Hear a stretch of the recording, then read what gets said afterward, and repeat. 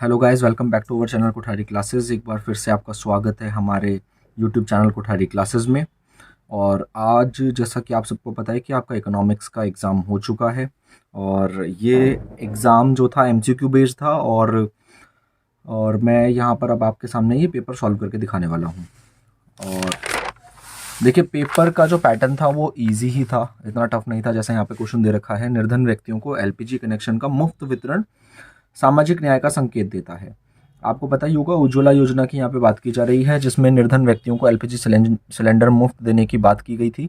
और जब पूछा जा रहा है कि ऐसा क्यों किया जाता है, तो ऐसा इसलिए किया जा रहा है कि आय की समान वितरण करना चाहते हैं हम चाहते हैं कि लोगों को आय के समान अवसर मिले, गरीब वर्गों का भी उतना ही भला हो जितना कि अमीर वर्गों का होता जा रहा है। ठीक है, ये जो डिफरेंस है इसको कम करने की कोशिश की जा रही है।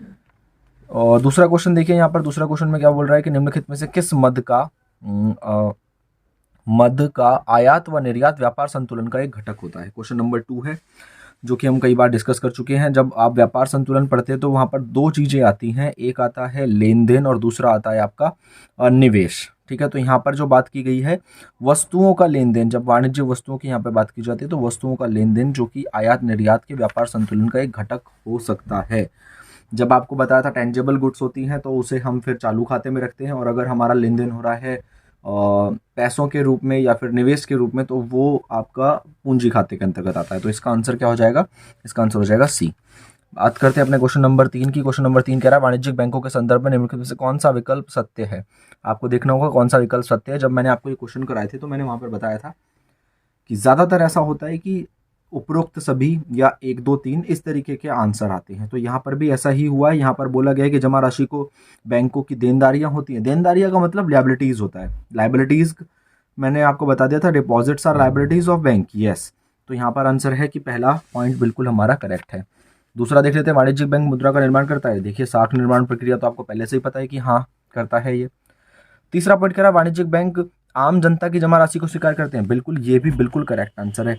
अब हमें चौथा अगर हम ना भी पढ़े तो हमें पता लग रहा है कि पहला दूसरा तीसरा करेक्ट है, तो पहला दूसरा तीसरा वाला आंसर सी आ रहा है। फिर भी हम पढ़ लेते हैं कि कृषि व ग्रामीण विकास के लिए विश्व बैंक जमा राशि को स्वीकार करते हैं। नहीं, ऐसा नहीं करते। ठीक है, तो ये यहाँ पर पॉइंट नहीं है। कृषि एवं ग्रामीण विकास के लिए जो विश्व बैंक पैसा देता है उसे आरबीआई स्वीकार करेगा, ना कि आपका वाणिज्यिक बैंक। बात कर लेते हैं अपने क्वेश्चन नंबर 4 की। क्वेश्चन नंबर 4 यहाँ पर बता रहा है कि भारत के भुगतान के संबंध में निम्नलिखित में से कौन सा कथन जो है वो गलत है। चौथा पॉइंट बता रहा है कि बताइए कि कौन सा कथन गलत है। गलत कथन से इसका मतलब है कि ओड, मतलब जो इन तीनों से अलग होता हो। देखिए, इस क्वेश्चन में काफ़ी डाउट है बच्चों को कि इस क्वेश्चन का आंसर क्या होना चाहिए। यहाँ पर ऑप्शन दे रखा है कि ऑस्ट्रेलिया से प्राप्त ऋण, विदेशों से निवेश, विदेशों से मशीनरी का क्रय, मेक इन इंडिया कार्यक्रम के अंतर्गत विदेशियों के द्वारा निवेश। यहाँ पर अलग अलग बात की गई है, 3 जगह अलग अलग बातें की गई है। यहाँ पर बोला जा सकता है कि विदेशों से निवेश, ऑस्ट्रेलिया से प्राप्त ऋण और मेक इन इंडिया कार्यक्रम में निवेशकों द्वारा किया गया निवेश अलग पॉइंट हो सकता है, लेकिन यहाँ पर इन्होंने आंसर लगाया विदेशों से मशीनरी का क्रय। हमारा आंसर होगा मेक इन इंडिया कार्यक्रम से भारतीय निवेशकों द्वारा दिया गया निवेश। ठीक है, तो ये हमारा पॉइंट हो गया, क्योंकि तीनों में अगर हम बात करें अलग अलग की बात कर रहा है तो आयात और निर्यात से संबंध करके देख लेंगे तो हमें पता लग जाएगा कि इसका आंसर है। क्वेश्चन नंबर 5 देख लेते हैं। दिए गए कथनों को ध्यानपूर्वक अध्ययन करें तथा सही विकल्प का चयन करें। ऐसे क्वेश्चन बहुत सारे हमारी बुक में दे रखे हैं। मैंने आपको पहले भी बताया था कि आप इस तरीके से इस बुक से, जैसे कि ये कोठारी क्लासेस 12th क्लास समष्टि MCQ सीरीज की जो हमारी बुक है उसमें से आप ऐसे बहुत सारे क्वेश्चन पढ़ सकते हैं। बहुत ज़्यादा क्वेश्चन इसमें कंक्लूजन वाले दिए हुए हैं, वैसा ही ये क्वेश्चन यहाँ पर मेंशन किया गया है। ये क्वेश्चन आपका है, यहाँ पर पूछा गया है, विमुद्रीकरण भारत सरकार द्वारा काले धन, आतंकवाद और नकली मुद्रा के प्रचलन पर अंकुश लगाने के लिए था। हाँ, बिल्कुल है, बिल्कुल सही बात है। मैंने आपको उस टाइम पे बताया था कि आपकी सोच क्या है वो मायने नहीं रखती। आपको अगर लगता है कि नहीं काले धन पे रोक नहीं लगी है तो वो मायने नहीं रखता। सरकार की नीयत क्या थी ये आपको सोचनी पड़ेगी। तो ये नीयत थी तो बिल्कुल सही है। दूसरा, विमुद्रीकरण से नगद भुगतान। देखिए, ये भी मैंने आपको डिस्कस करा था क्लास में कि हमने क्या करा था, हम कैशलेस इकोनॉमी की तरफ जा रहे थे। तो वहाँ पर इलेक्ट्रॉनिक भुगतान हो गया, debit card, credit card, online, जैसे आपने देखा होगा कि पेटीएम हो गया। जिस समय विमुद्रीकरण की बात हुई थी तो पेटीएम ने बहुत सारे ऐड चलाए थे और उस टाइम पे पेटीएम ने बहुत ज़्यादा मुनाफा कमाया था। तो कहने की बात है यहाँ पर कि विमुद्रीकरण के कारण ही ऐसा हो पाता है कि इलेक्ट्रॉनिक भुगतान की ओर हम अग्रसर हो जाते हैं। तो पहला और दूसरा दोनों कथन क्या है यहाँ पर सत्य है। क्वेश्चन नंबर 6 की बात कर लेते हैं। क्वेश्चन नंबर 6 में कह रहा है डैश लोगों के संचारण करने वाली मुद्रा को मुद्रा आपूर्ति कहा जाता है। यहाँ पर पूछा गया कि कौन सी, तो ये बेसिक आंसर है, ये बुक में से उठाई हुई एक स्टेटमेंट है जहाँ पर सीधा सीधा लिखा हुआ था कि एक निश्चित समय में, एक वित्तीय वर्ष के दौरान, एक कैलेंडर वर्ष के दौरान, एक समय अवधि के दौरान बिल्कुल नहीं है, एक निश्चित समय में लोगों के द्वारा संचरण करने वाली मुद्रा को मुद्रा आपूर्ति कहा जाता है। क्वेश्चन नंबर 7 देख लेते हैं। किसी राष्ट्र की घरेलू मुद्रा के अतिरिक्त अन्य सभी मुद्राएं क्या कहलाती है? तो यहाँ पर बोला है कि किसी राष्ट्र के अतिरिक्त जो भी मुद्राएं होती हैं वो सारी की सारी कौन सी कहलाती है? विदेशी मुद्रा। ये तो सबका बच्चा बच्चा जानता है कि उसे विदेशी मुद्रा कहते हैं। हमारे देश की मुद्रा हमारी मुद्रा, घरेलू मुद्रा, और उसके अलावा जो भी मुद्रा हमारे पास आएगी बाहर से वो सारी की सारी विदेशी मुद्रा कहलाएगी, चाहे वो किसी भी देश की हो। क्वेश्चन नंबर 8 क्या कह रहा है? क्वेश्चन नंबर 8 कह रहा है कि निम्नलिखित कथनों को ध्यानपूर्वक अध्ययन करें तथा सही विकल्प का चयन करें। यहाँ पर सही विकल्प के चयन की बात की गई है। यहाँ पर सरकारी बजट वित्त मंत्री द्वारा प्रस्तुत एक विस्तृत आर्थिक विवरण है, बिल्कुल सही बात है ये। दूसरे में ये कह रहा है कि सरकारी बजट में आगामी वर्ष के लिए सरकार के वित्तीय कार्यक्रमों की नीतियों को शामिल किया जाता है। हाँ बिल्कुल, दोनों ही कथन क्या है यहाँ पर सत्य हैं। क्वेश्चन नंबर 9 देख लेते हैं। निम्नलिखित कथनों में से सही कथन का चयन करना है। देखिए पढ़ने के बाद क्या करना होगा? सही कथन का चयन करना होगा। आप अगर स्टेटमेंट्स को ध्यान से पढ़ें तो हमें देखना होता है, जब मैंने पढ़ाया था तो मैंने आपको बताया था निर्यात का कुल मूल्य आयात के कुल मूल्य से अधिक होता है। नहीं, हम यहाँ पर किसकी बात कर रहे हैं? व्यापार घाटे की बात कर रहे हैं। निर्यात का मूल्य आयात के मूल्य से अधिक, आधिक्य, निर्यात के मूल्य का जो है आधिक्य होता है आयात के मूल्य पर। नहीं, ये स्टेटमेंट क्या है? बिल्कुल गलत है, हमें सही कथन चुनना है। तो यहाँ पे लिखा है आयात का कुल मूल्य निर्यात के मूल्य पर अधिक होता है। नहीं, जब किसी देश में चालू खाता घाटा तब होता है जब चालू खाते में विदेशी प्राप्तियां चालू खाते में विदेशी भुगतान से कम हो जाती हैं। ये आंसर 9वें का सी बिल्कुल सही आंसर दिया हुआ है। ठीक है, पढ़ करके हमें समझ में आ जाएगा। हम पहले क्वेश्चन नंबर इसका 4th पार्ट भी पढ़ सकते हैं। किसी देश में चालू खाता अधिशेष तब होता है जब भुगतान संतुलन की क्रेडिट मद भुगतान संतुलन की डेबिट मदों से कम होती है। नहीं, स्टेटमेंट गलत दे रखी है, तो आप यहाँ पर चेक कर सकते हैं कि जो सही कथन है वो सिर्फ सी है। अगला पॉइंट पढ़ लेते हैं। अगला पॉइंट है 10वां क्वेश्चन। देखते ही आपको समझ में आ जाएगा कि इसका आंसर कौन सा सही नहीं है। यहाँ पर बोल रहा है केंद्रीय बैंक के कार्यों की व्याख्या कीजिए और बोल रहा है निम्नलिखित में से कौन सा गलत है। जनता का बैंक कौन सा बैंक है? वाणिज्यिक बैंक। यहाँ पे कौन सा बता रखा है? केंद्रीय बैंक। तो कौन सा गलत हो गया? आपका 10वें का हो गया बी गलत। ठीक है, क्वेश्चन नंबर 11 देख लेते हैं। क्वेश्चन नंबर 11 यहाँ पर मेंशन है, देख लीजिए ध्यान से। भारत में मिश्रित अर्थव्यवस्था के संदर्भ में से कौन सा कथन सत्य है? मैं डायरेक्ट आपको आंसर बता देता हूँ। सार्वजनिक व निजी क्षेत्रों का सह अस्तित्व वाला बैंक है ये। कौन सा कथन सत्य है? कि सार्वजनिक व निजी क्षेत्रों का सह अस्तित्व। यहाँ पर निजी क्षेत्र और सरकारी क्षेत्र दोनों मिलकर कार्य करते हैं, इसीलिए तो इसे मिश्रित अर्थव्यवस्था कहते हैं। 12वां पॉइंट कह रहा है कि निम्नलिखित में से, देखिए इसमें जो क्वेश्चन आए ना अभी तक जो हमने पढ़े, जैसे ये मिश्रित अर्थव्यवस्था एज इट इज हमने डेफिनेशंस लिखवा रखी हैं। बिल्कुल अगर आपने डेफिनेशन पढ़ रखी है तो उसी से काम चल जाएगा, ज़्यादा हमें पढ़ने की जरूरत नहीं है। स्टेटमेंट बिल्कुल ऐसी है। जैसे मिश्रितवादी अर्थव्यवस्था एक ऐसी अर्थव्यवस्था जिसमें सभी आर्थिक क्रियाओं पर पूर्ण रूप से नियंत्रण और अधिकार सरकार तथा निजी क्षेत्र दोनों का होता है। अब यहाँ पर सह अस्तित्व लिख दिया है, हमने लिखवाया सरकार और निजी क्षेत्र दोनों का होता है। सरकारी क्षेत्र को सार्वजनिक क्षेत्र भी कहते हैं, तो यहाँ पर सह अस्तित्व साथ में, सार्वजनिक मतलब सरकार, निजी क्षेत्र मतलब प्राइवेट सेक्टर। तो आपने स्टेटमेंट्स भी पढ़ी होंगी तो उससे भी काम हो जाएगा। आपको पूरा का पूरा याद करने की, रट्टाफिकेशन की जरूरत नहीं है, समझ समझ के करना है ना। तो अभी तक जितना भी है आसान ही लगा सारा का सारा। देखिए ज़रा, और जो ट्यूशन में हमारे पास बच्चे पढ़ रहे हैं उनका जो हम रिस्पांस देख रहे हैं तो उसमें ज़्यादातर स्टूडेंट्स ने हमें बताया, अभी तक तो जो बताया है मेरे पास जो इन्फॉर्मेशन आई है कि 38, 37, 39 स्कोर करा है। हो सकता है कि इट में पॉसिबल कि कुछ बच्चों ने 40, 50 जो भी है स्कोर करा हो, है ना। 40 के आसपास जो भी जितने भी आपका एग्जाम है उतना स्कोर करा हो, आउट ऑफ मार्क्स स्कोर करे हो, ऐसा भी हो सकता है। पर अभी तक रिस्पॉन्स ये है कि पेपर बहुत आसान था। जैसा पहले ही बता दिया था कि पेपर आसान आएगा, प्रिपरेशन ऐसी करी है कि उसके लेवल पे पेपर ये हल्का ही लग रहा है। अगले क्वेश्चन में बोल रहा है कि कथन को पढ़िए और बताइए कि कौन सा कथन सत्य है, कौन सा कथन असत्य है। भारत में राजस्व प्रणाली पर उचित नियंत्रण सुनिश्चित करने के लिए अंग्रेजों द्वारा जमींदार प्रथा की शुरुआत की गई थी। 12वें क्वेश्चन का जो आंसर है, कह रहा है कि जमींदार प्रथा, बिल्कुल भारत में राजस्व प्रणाली को नियंत्रण करने के लिए ही तो किया गया था। ये जमींदारों को उनके द्वारा वसूले गए लगान को एकत्रित करने की पूरी स्वतंत्रता होती थी। हाँ, पूरी स्वतंत्रता होती थी, इसीलिए तो इसे शामिल किया गया यहाँ पर। तो हम बोलेंगे कि दोनों कथन क्या है यहाँ पर सत्य हैं। 12वें का आंसर क्या हो गया? सी। क्वेश्चन नंबर 13 देख लेते हैं। भारत में आयात प्रतिस्थापन नीति का मुख्य उद्देश्य क्या था? सीधी सी बात है, आयात प्रतिस्थापन क्यों करेंगे हम? विदेशी प्रतिस्पर्धा से घरेलू उद्योगों को सुरक्षित करने के लिए। और ये आंसर दे रखा बी। बिल्कुल एग्जैक्ट स्टेटमेंट से मैंने इसको एक्सप्लेन करा था कि विदेशी जितने भी हमारे पास प्रतिस्पर्धा है उससे घरेलू उद्योगों को हमें क्या करना है? संरक्षण देना है, इसीलिए हम ऐसा कर रहे हैं। अगला क्वेश्चन पढ़ लेते हैं, क्वेश्चन नंबर 14। क्वेश्चन नंबर 14 कह रहा है कि निम्नलिखित में से कौन से कथन सही है? ध्यान से पढ़ लीजिए। भारत में निर्धनता नीति आयोग द्वारा लागू की जाती है। हाँ बिल्कुल, नीति आयोग ही निर्धनता के आंकड़े देता है। दूसरा बोल रहा है कि भारत में स्वतंत्रता के उपरांत निर्धनों की संख्या में गिरावट आई है। ऑब्वियस सी बात है, गरीबी कम हुई है। तो 14वें का आंसर क्या हो जाएगा? 14वें का आंसर हो जाएगा सी। दोनों कथन क्या है? सत्य है। क्वेश्चन नंबर 15 देख लेते हैं। क्वेश्चन नंबर 15 कह रहा है कि निम्नलिखित को ध्यानपूर्वक पढ़िए और सही विकल्प का चयन करें। 15वें का आंसर 1991 के आर्थिक सुधार से भारतीय अर्थव्यवस्था को उदारीकरण का मार्ग प्रशस्त किया है। हाँ बिल्कुल किया है। 1991 का जो आर्थिक सुधार थे उसी के कारण हमारी अर्थव्यवस्था तेजी से आगे की ओर बढ़ी। इसमें हुआ क्या था कि हमारी जो क्लोज्ड इकोनॉमी थी उसे हमने ओपन इकोनॉमी की तरफ आगे करा ना, तो इसीलिए हमारी अर्थव्यवस्था तेजी से आगे बढ़ी थी। 1991 का ये वाली स्टेटमेंट बिल्कुल ठीक है। 1991 के आर्थिक सुधारों ने सरकार द्वारा निजी क्षेत्र पर प्रवेश पूर्व आरोपित पाबंदियों में ढील दे दी थी। बिल्कुल लिबरलाइजेशन जो ये बात कर रहे हैं इसमें हमने किया था, ठीक है ना। निजी क्षेत्र के लिए प्राइवेटाइजेशन का मौका दे दिया था, लिबरल आज़ादी दे दी थी कि आप आसानी से उत्पादन कर सकते हैं जितनी मात्रा में चाहे। कोटा हटा दिया था, लाइसेंस परमिट कोटा हटा करके एलपीजी यानी कि लिबरलाइजेशन, प्राइवेटाइजेशन एंड ग्लोबलाइजेशन को हम लेकर के आए थे। तो 15वें का आंसर सी, दोनों कथन सत्य हैं। क्वेश्चन नंबर 16 देख लेते हैं। क्वेश्चन नंबर 16 कह रहा है कि वस्तु एवं सेवा कर जीएसटी के संबंध में कथनों में से असत्य कथन की पहचान कीजिए। तो यहाँ पर इसका आंसर देखिए, सीधा सीधा मैं बता देता हूँ आपको कि सभी प्रकार के प्रत्यक्ष और अप्रत्यक्ष कर को इसमें शामिल कर लिया गया है। ये कथन क्या है? इसका स्टेटमेंट ये गलत है। समझ रहे हैं आप?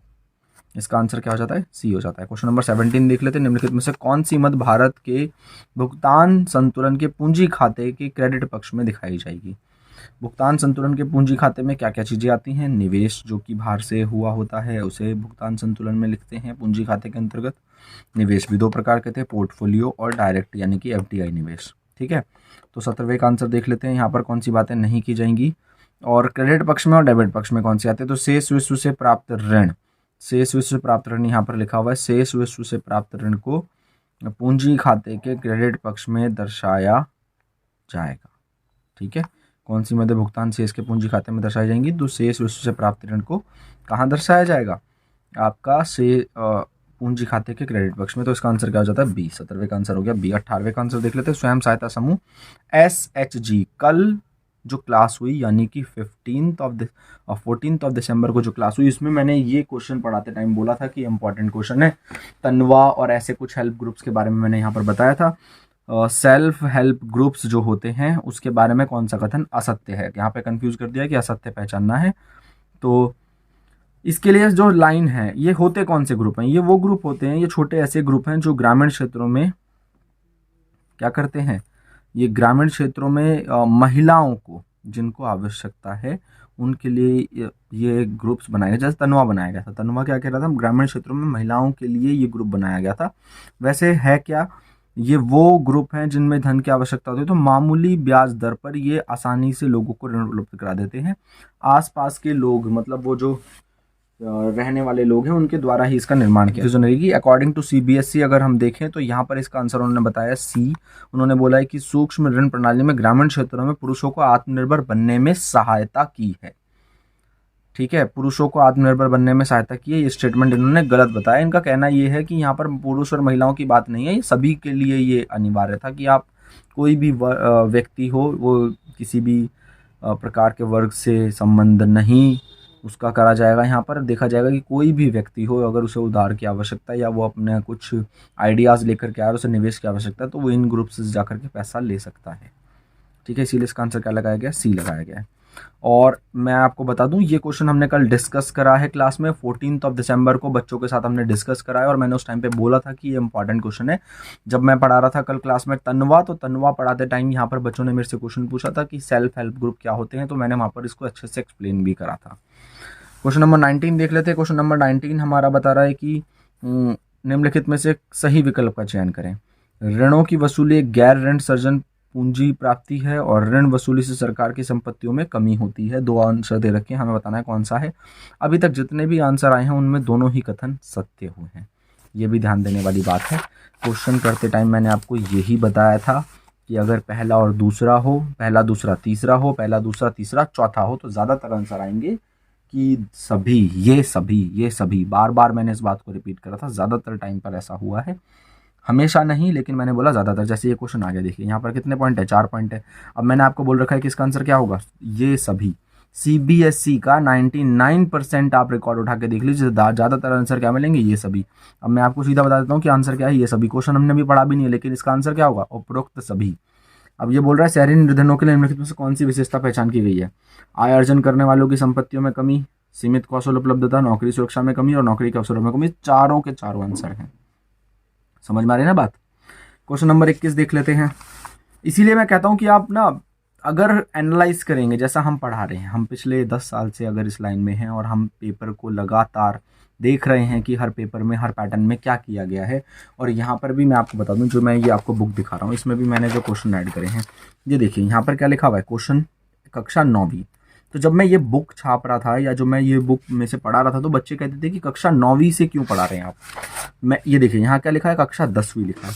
मैंने अभी तक के जितने भी सीबीएसई क्वेश्चंस हैं, अभी तक के जितने भी क्वेश्चंस हैं जो कि सीबीएसई ने 9वीं, 10वीं, 11वीं, 12वीं में इकोनॉमिक्स के पूछे, हमने उन सभी क्वेश्चनों को इसमें ऐड कर लिया और उसे एनालाइज करके देखा कि क्या क्या आंसर आ रहा है। तो हमें वहाँ पता लगा कि उपरोक्त सभी वाले 99% ऐसा हो रहा है कि उपरोक्त सभी सीबीएसई आंसर दे रही है। तो ये वाली हेल्प बच्चों को कितनी हेल्पफुल रही कि जिन्हें नहीं पता कि इसका आंसर क्या होगा, वो सीधा आंसर क्या लगाएंगे, उपरोक्त सभी। ठीक है, तो ये सब चीज़ें देखिए। और मैं आपको फिर से बता रहा हूँ, जो ये क्वेश्चन अभी मैं यहाँ डिस्कस कर रहा हूँ, निर्धनों के लिए ये कार्य क्या हैं, ये इस बुक में दे रखे हैं। मैं फिर से इस बात की गारंटी लेता हूँ कि इंडियन इकोनॉमिक्स का एक भी क्वेश्चन ऐसा नहीं होगा जो इस बुक में से रह गया हो। ये एमसीक्यू सीरीज जो हमारी है, इसमें से एक भी क्वेश्चन ऐसा नहीं हो सकता कि जो मिस कर गया हो सीबीएसई बोर्ड का पेपर। तो इसीलिए तैयारी करिए, लेकिन एक दिशा में तैयारी करिए। ऐसा नहीं कि हम कुछ भी पढ़ते रहें, ध्यान से तैयारी करिए। लगातार हर साल बच्चे इन्हीं बुक्स को पढ़ करके अच्छा स्कोर कर रहे हैं, तो भरोसा रखिए और साथ में तैयारी करते रहिए। अगला क्वेश्चन देख लेते हैं। स्वतंत्रता की पूर्व संध्या पर भारत की जनांक की स्थिति के विशेष में कौन सा कथन है। यहाँ पर बोल रहा है किस कथन से थी, कैसे पता लगेगा, हम व्याख्या करना चाह रहे हैं। इसका आंसर मैं डायरेक्ट आपको बता देता हूँ। क्वेश्चन इसका आंसर होगा डी, साक्षरता का निम्न स्तर, उच्च मृत्यु दर और निम्न जीवन प्रत्याशा। ये हमारी स्थिति थी। साक्षरता हमारे यहाँ पर 19% बताई गई थी, ठीक है, और उच्च मृत्यु दर थी हमारे यहाँ पर, और निम्न जीवन प्रत्याशा थी। क्वेश्चन नंबर 23 देख लेते हैं। भारत में कृषि उत्पादन सदैव आर्थिक विचारकों के मध्य बहस का विषय रहे हैं।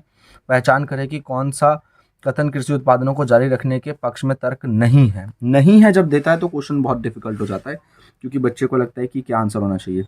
उपदानों से मुख्य रूप में, उपदानों से मुख्य रूप में क्या हो रहा है, उपदान का मतलब क्या होता है, पहले तो यहाँ पर देखिए, मैंने अभी शायद इसे उत्पादन बोल दिया।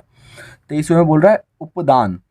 उपदान का मतलब क्या है, आप ध्यान से सुनिएगा। उपदान मतलब सब्सिडीज होता है। तो यहाँ पर सब्सिडीज का क्या मतलब हो रहा है, मुख्य रूप से उर्वरक उद्योगों व बड़े किसानों को लाभ होता है। कहाँ से बड़े किसानों को लाभ होगा, सब्सिडीज किसे दी जाएगी, सब्सिडीज दी जाएगी गरीब किसानों को। तो इसलिए आंसर डी इसका गलत है और गलत की पहचान करनी थी। क्वेश्चन नंबर 24 देख लेते हैं एक बार फिर से। 24 क्वेश्चन नंबर क्या कह रहा है। क्वेश्चन नंबर 24 में यहाँ लिखा हुआ है कि क्या उपरोक्त सही कथन की पहचान कीजिए। कर लेते हैं सही कथन की पहचान। यहाँ पर बोल रहा है कि औपनिवेशिक शासन के अंतर्गत भारत ने निर्यात अधिशेष उत्पन्न किया था। हाँ बिल्कुल सही है, ये वाला स्टेटमेंट इसका बिल्कुल सही है, इसलिए आंसर क्या हो जाएगा, इसका सी हो जाएगा। मैं आपको डायरेक्ट आंसर बता रहा हूँ, ठीक है ना, इसमें ज़्यादा कन्फ्यूज मत होइएगा।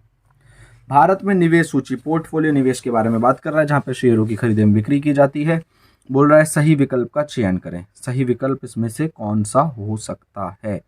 देखिए ये वो क्वेश्चन था इस बुक में पहला, अभी तक इस मतलब पेपर में पहला, जिसमें आंसर उपरोक्त सभी नहीं है। पहला दूसरा तीसरा मेंशन किया गया है, दूसरा तीसरा चौथा मेंशन किया गया, लेकिन इसका आंसर उपरोक्त सभी नहीं है। कैसे है, किसी विदेशी निवेशक द्वारा भारतीय शेयर बाजार में किया गया क्रय आपका क्या कहलाता है, पोर्टफोलियो निवेश कहलाता है, ठीक है।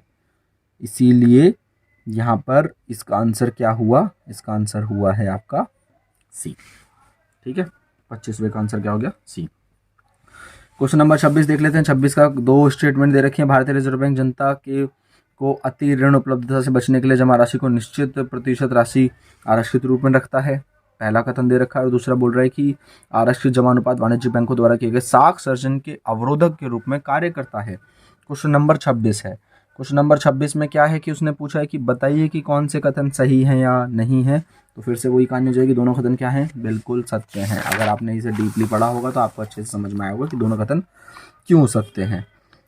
ये लीजिए, इंडस्ट्रियल पॉलिसी आ गया आपका, यहाँ पर आईपीआर के बारे में बात कर रहा हूँ। 1956 की औद्योगिक नीति के संदर्भ में क्या बात इसमें मान्य नहीं है। अगर आपने सिर्फ पढ़ लिया है कि आईपीआर 1956 तो बस आपका तो काम हो गया, यहाँ पर आपका क्वेश्चन फंस जाएगा। लेकिन अगर 1956 की आपने औद्योगिक नीति को सही से पढ़ा हुआ है तो आप इस स्टेटमेंट को पढ़ के बता सकते हैं कि इसका आंसर क्या होगा। क्वेश्चन नंबर 27 का आंसर क्या है, लघु उद्योगों द्वारा उत्पादित वस्तुओं को अनारक्षित इसमें किया गया था। तो आंसर क्या हो जाएगा इसका, डी हो जाएगा।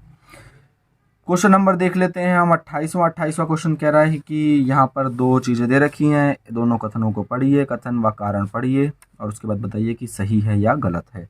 28वें का बोल रहा है कि स्वतंत्रता उपरांत कृषि व गैर कृषि उत्पादन आय व रोजगार में वृद्धि हुई थी, बिल्कुल हुई थी। ग्रामीण बैंकों ने किसानों को उनकी जरूरत को पूरा करने के लिए ऋण सुविधाओं को उपलब्ध उठाने में सहायता की थी, बिल्कुल की थी। 1969 में जब नेशनलाइजेशन ऑफ बैंक हुआ तो उसके बाद क्या हुआ, लोगों को भी पैसा उधार मिलना शुरू हुआ, और जब लोगों को पैसा उधार मिलना शुरू हुआ तो उन्होंने कृषि क्षेत्र में बड़े बड़े बदलाव किए। और आपको ये भी पता होगा कि कृषि क्षेत्र में होने वाले बड़े बदलावों का एक फ़ायदा सरकार को ये देखने को मिला कि हमारे यहाँ पर ग्रीन रेवोल्यूशन हुआ है, और ये सारे के सारे कार्य कब हुए, ये आज़ादी के बाद हुए। ठीक है, तो इसीलिए ये दोनों के दोनों आंसर क्या हैं, बिल्कुल सही हैं।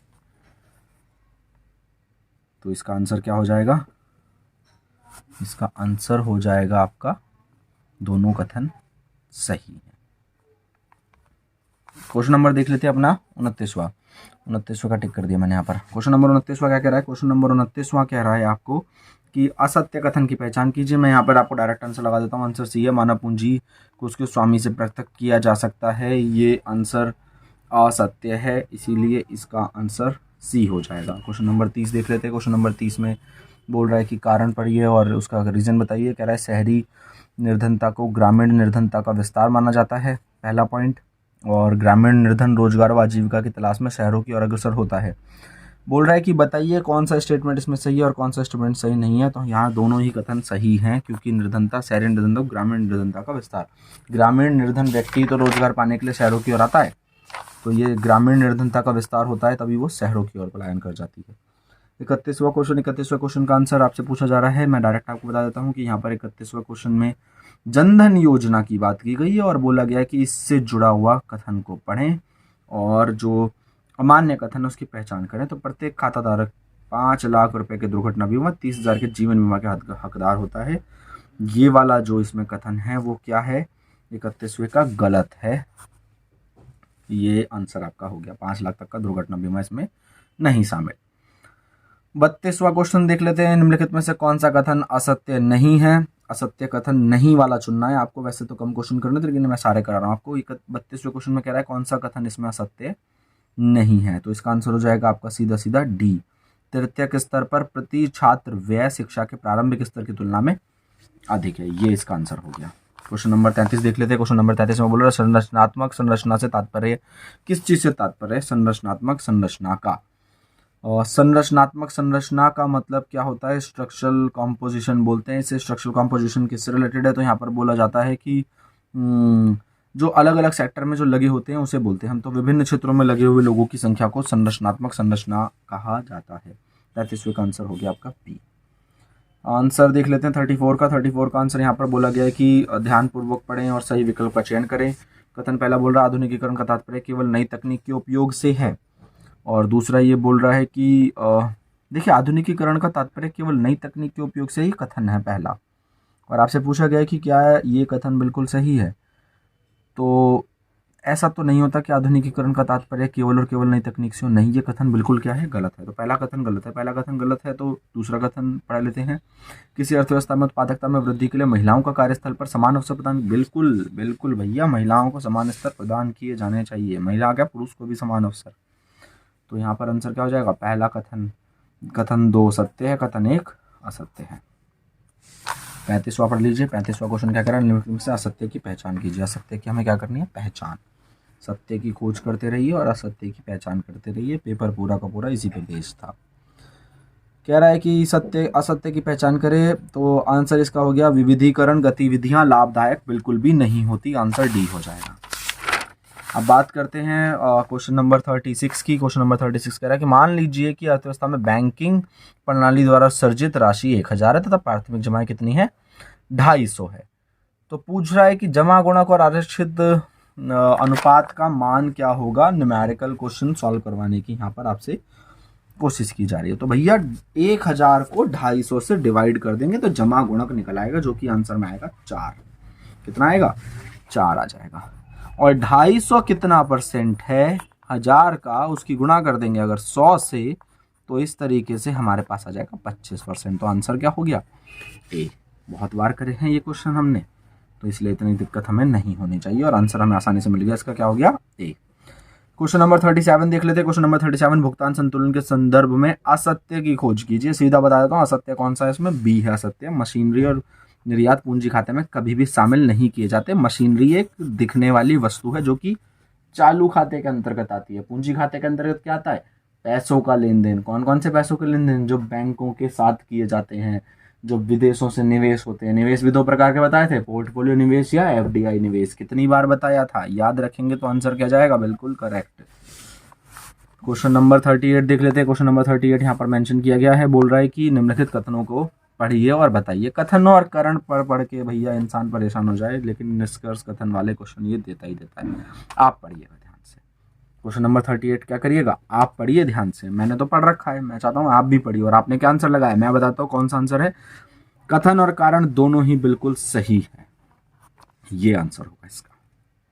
अभी तक आप देख रहे हैं पेपर पूरा पॉजिटिव निकला है। वो क्वेश्चन जिसके आंसर हैं दोनों सही, वो क्वेश्चन जिसके आंसर हैं ये सभी, ये ज़्यादा आंसर आ रहे हैं। तो आपने थोड़ी सी वो राय मानी होगी ना, तो आपके यहाँ नंबर आने वाले हैं इस बार धमाकेदार। बिल्कुल घर वालों को क्या पता लगेगा, बेचारों ने तुक्का मारा है, लेकिन सही है आंसर। और तुक्का ही नहीं मारना है, हमेशा तैयारी करके जाइएगा अगली बार।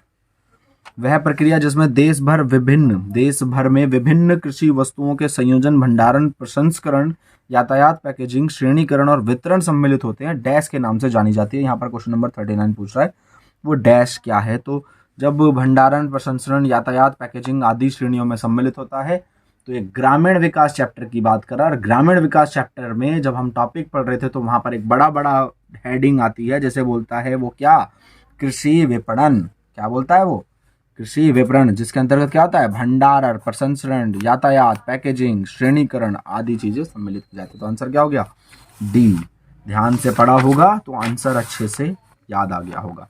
क्वेश्चन नंबर 40 पढ़ लेते हैं। यहाँ पर बोल रहा है अगर भारत को वास्तविक प्रगति करनी है तो उसे अपने ग्रामीण क्षेत्र पर ध्यान केंद्रित करना चाहिए। अब भैया इसमें से असत्य कथन को चुनने के लिए वो बोल रहा है, मैं आपको सीधा बता दूं इसका असत्य कथन कौन सा है। अधिकांश ग्रामीण जनसंख्या के पास जीवन की सभी बुनियादी सुविधाएं हैं। कितना बड़ा बेवकूफ, मतलब कितना आसान ऑप्शन आपको बता रहा है। कौन सा ग्रामीण जनसंख्या जिसके पास सारी बुनियादी सुविधाएं हैं।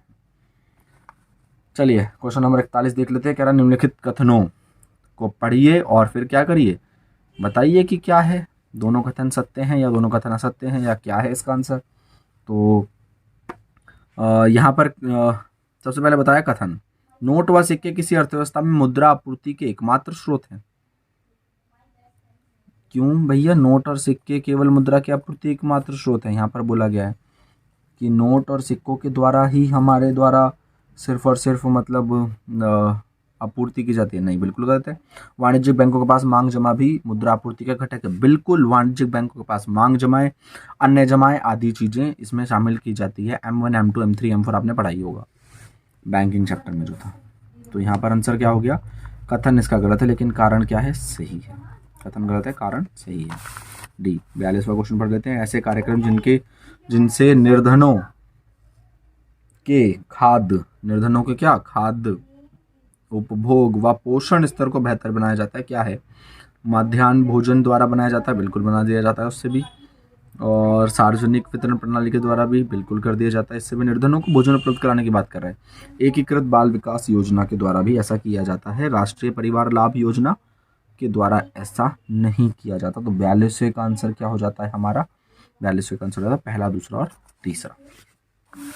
43 क्वेश्चन नंबर 43 क्या कह रहा है, आरक्षित अनुपात व प्रारंभिक जमा की सहायता से वाणिज्यिक बैंक जितनी गुणा कुल जमा का सृजन करते हैं उसे क्या किया जाता है, उनके द्वारा किया गया सर्जन जो कि होता है वाणिज्यिक बैंक के द्वारा किया गया सर्जन क्या कहलाता है, मुद्रा का गुणक कहलाता है। अभी तो एक न्यूमेरिकल करा, उसमें क्या बोला गया था कि पैसा कितना है 250 रुपया, ये रहा ना 250 रुपये का कितना कर दिया उसने 1000, तो कितने गुना कर दिया 4 गुना, गुणक हो गया ना, गुणक का सर्जन, मुद्रा गुणक का सर्जन। क्वेश्चन नंबर 43 भी हो गया। क्वेश्चन नंबर 44 देख लेते हैं। यहाँ पर दे रहा है कि यदि एक देश भुगतान संतुलन 300 करोड़ का घाटा दर्शाता है और निर्यात का मूल्य 400 करोड़ तथा हस्तांतरण भुगतान 50 करोड़ है, तो आयात का मूल्य क्या होगा। तो हम इसे सॉल्व कर लेंगे। तो सॉल्व करने के बाद आयात का मूल्य हमारे पास कितना आ जाएगा, सीधा सीधा इसका आंसर आ जाएगा हमारे पास 700 करोड़ रुपीस। क्या आ जाएगा इसका आंसर हमारे पास 700 करोड़। देखिए डायरेक्ट मेंशन किया हुआ है क्वेश्चन में, क्या मेंशन किया हुआ है कि हमारे को कितने घाटा है, 300 करोड़ का घाटा है भैया। हमारे यहाँ से निर्यात कितने का हो रहा है, 400 का हो रहा है, तो ऑब्वियस सी बात है ना कि हमारे यहाँ पर आयात का मूल्य कितना होगा 700 करोड़ रुपए। तो 700 और 400 का अंतर वहाँ पर हो गया 300 करोड़। तो 44वें का आंसर कितना हो गया डी। 45वें का आंसर देख लेते हैं। निम्नलिखित कथनों को ध्यान से पढ़िए और बताइए कि कौन सा कथन सत्य है, कौन सा कथन असत्य है। क्वेश्चन नंबर 45, यहाँ पर मैंने आपको पहले बता दिया कि दोनों ही कथन क्या हैं, सत्य हैं। दोनों ही कथन क्यों सत्य हैं, पढ़ के देख लीजिएगा। दोनों कथन सत्य है। बेरोजगारी व निर्धनता में प्रत्यक्ष संबंध होता है, बिल्कुल सही बात है।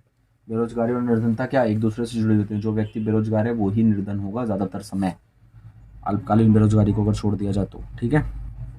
46, क्वेश्चन नंबर 46 देख लेते हैं। क्वेश्चन नंबर 46 में क्या बोल रहा है, कह रहा है कि बताइए कि कथन और निष्कर्ष, कथन और निष्कर्ष, लगातार कथन और निष्कर्ष वाले क्वेश्चन आ रहे हैं। आंसर इसका देख लेते हैं कौन सा है, कथन और कारण दोनों ही सही हैं। कारण कथन का सही स्पष्टीकरण यहाँ पे दिया हुआ है। आंसर क्या हो जाएगा इसका, ए हो जाएगा, ठीक है। कथन निष्कर्ष वाले में ज़्यादातर क्वेश्चन नहीं पढ़ रहा हूँ। आपको अगर कोई डाउट है तो आप कमेंट बॉक्स में लिख करके बता सकते हैं, मैं वहाँ पर आपको जवाब दे दूंगा, उसमें कोई दिक्कत की बात नहीं। क्वेश्चन नंबर 47 देख लेते हैं। क्वेश्चन नंबर 47 यहाँ पर दे रखा है कि निम्नलिखित में से स्वतंत्रता पूर्व भारत की व्यावसायिक संरचना के आलोक में असत्य कथन की पहचान कीजिए। Statement in the light of India बोला है यहाँ पर आलोक के बारे में, कि उस पर थोड़ा सा रोशनी डाली जाए, ठीक है। तो क्वेश्चन नंबर 47 के बारे में क्या कह रहा है कि उद्योग और सेवा क्षेत्र कृषि क्षेत्र की तुलना में अधिक गति से बढ़ रहे थे। ये बोल रहा है कि स्वतंत्रता पूर्व भारत की व्यावसायिक संरचना के बारे में कि औद्योगिक और सेवा क्षेत्र हमारे तेजी से बढ़ रहे थे। ये कथन सत्य है, बिल्कुल बिल्कुल भी सत्य नहीं है ये कथन, इसलिए आंसर क्या हो गया 47 का बी। बात करते हैं क्वेश्चन नंबर आपका 48 का। क्वेश्चन नंबर 48 आपका बता रहा है कि बताइए कि उस संगठन की पहचान कीजिए जो कि गुणवत्ता पूर्व स्कूली शिक्षा प्रदान करने के लिए शीर्ष संगठन के रूप में कार्य करता है। कल यानी कि लास्ट क्लास में मैंने ये डिस्कस करा है, इसमें मैंने आपको यूजीसी के बारे में बताया था और अन्य सीबीएसई एनसीईआरटी ऐसे हमने बहुत सारे टॉपिक डिस्कस करे थे। तो यहाँ पर पूछा गया है कि बताइए कि इसमें क्या है, तो इसका आंसर है राष्ट्रीय शैक्षणिक अनुसंधान और प्रशिक्षण परिषद। इसका मतलब क्या है आपका एनसीईआरटी, ठीक है। स्टेटमेंट दे करके मैंने बोला भी था कि वो आपसे क्वेश्चन पूछ सकता है, AICTE का पूछ सकता है या फिर ICMR का पूछ सकता है या फिर UGC का पूछ सकता है। चारों टॉपिक हमने कल डिस्कस करे हैं। UGC भी डिस्कस करा था, उसके बाद ICMR भी डिस्कस करा, फिर AICTE भी डिस्कस करा था और उसके बाद हमने NCERT भी डिस्कस करा था। ज़्यादातर जवाब बच्चों को पता थे कल की क्लास में और मैंने आपको बोला भी था कि वो इस तरीके से पूछ सकता है कि कौन सा क्षेत्र किससे संबंधित है। यही हुआ क्वेश्चन नंबर 48 में। क्वेश्चन नंबर 49 आपने इसको टेबल को अगर अच्छे से कर लिया होगा, मैं आपको डायरेक्ट आंसर बताता चला जाता हूँ, आप यहाँ पर टिक लगा करके अपना मैच कर लीजिएगा। क्वेश्चन नंबर 49 का जो आंसर है वो है आपका बी। क्वेश्चन नंबर 49 का आंसर बी है। क्वेश्चन नंबर 50 को देख लेते हैं। क्वेश्चन नंबर 50 का आंसर आपका फिर से बी है और क्वेश्चन नंबर 51 का आंसर आपका यहाँ पर क्या हो जाएगा, क्वेश्चन नंबर 51 का आंसर हो जाएगा आपका डी और क्वेश्चन नंबर 52 का आंसर आपका यहाँ पर क्या हो जाएगा। देखिए क्वेश्चन नंबर 52 यहाँ पर पढ़ने के लिए उसने पूछा है कि निम्नलिखित में से क्या एक गैर कर प्राप्ति है। गैर कर प्राप्ति कौन सी होती है, तो गैर कर प्राप्ति लाभांश, लाभांश लाभ का हिस्सा होता है ना। लाभांश, अवितरित लाभ, निगम कर और लाभ कर, चार चीजें हमने पढ़ रखी हैं। वृद्धावस्था पर किया गया कर जो होता है, वृद्धावस्था पर किया गया डैश व्यय कहलाता है। कौन सा व्यय कहलाता है, वृद्धावस्था पर किया गया व्यय तो राजस्व व्यय कहलाता है, जिसके बदले में ना तो परिसंपत्तियों में वृद्धि होती है ना ही किसी प्रकार की देयता सरकार के प्रति किसी के लिए उत्पन्न होती है। तो 54वें का आंसर सरकार के लिए डैश ऋण उत्पन्न करने वाली पूंजी प्राप्तियां होती हैं। कौन सी वाली पूंजी प्राप्तियां होती हैं, तो 54वें का आंसर आपका क्या हो जाएगा, विश्व बैंक से जो उधार लिया जा रहा है। 54वें का आंसर हो गया। इस तरीके का आपको यहाँ पर एक पैसेज दे रखा था, आपने पैसेज अच्छे से पढ़ा होगा। पैसेज का मैं आंसर आपको बताता चलता हूँ। पैसेज का पहले का आंसर हो जाएगा कथन और कारण दोनों ही सही है, आंसर ए। उसके बाद आया MSME, यहाँ पर MSME के बारे में यहाँ पर पूछो, सूक्ष्म एवं लघु कुटीर उद्योग की यहाँ पर बात हो रही है, ठीक है ना, ये तो पता था ना, micro small and medium enterprises. तो यहाँ पर इसके बारे में पूछ रहा है 56 के बारे में, तो इसका आंसर क्या हो जाएगा, यह धन को कुछ हाथों में संग्रहित करता है, इसका आंसर हो जाएगा सी। क्वेश्चन नंबर हम पढ़ लेते हैं 57। क्वेश्चन नंबर 57 यहाँ पर मेंशन कर रखा है कि इसका भारत में नाम मात्र नियोक्ता है, दिए गए असत्य कथन की पहचान कीजिए, तो यहाँ पर आंसर हो जाएगा डी। MSME जो है नाम मात्र नियोक्ता बिल्कुल भी नहीं है, और भी अन्य क्षेत्र में और भी लोग मिलकर के यहाँ पर, यानी कि और भी संस्थाएं मिलकर के यहाँ पर काम कर रही है। 58वें का आंसर देख लेते हैं। 58वें का आंसर क्या कह रहा है, 58वें का आंसर हो जाएगा बी, असत्य कथन की पहचान करने के लिए बोल रहा था। MSME के ऊपर ही देखिए कितने सारे क्वेश्चन आ रखे हैं।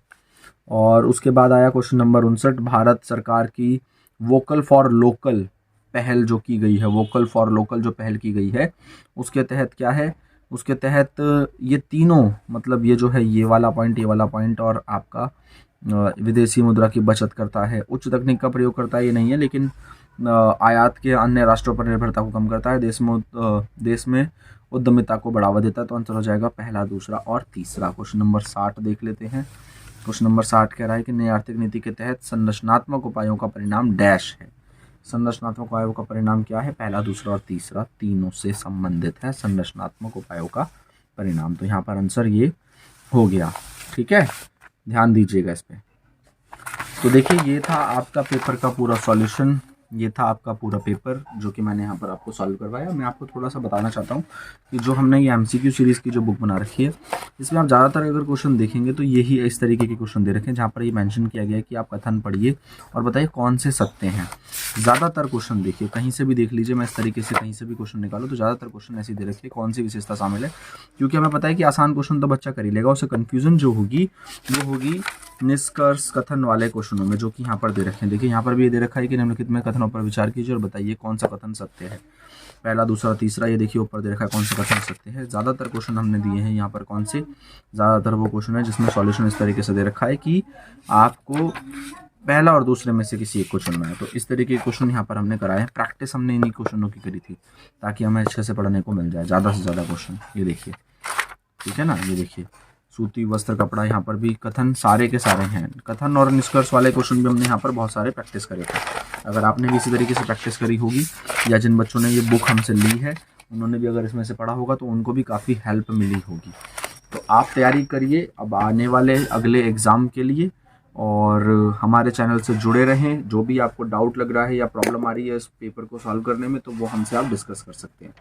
चलिए मिलते हैं अपनी अगली वीडियो में, तब तक के लिए good bye, thank you so much.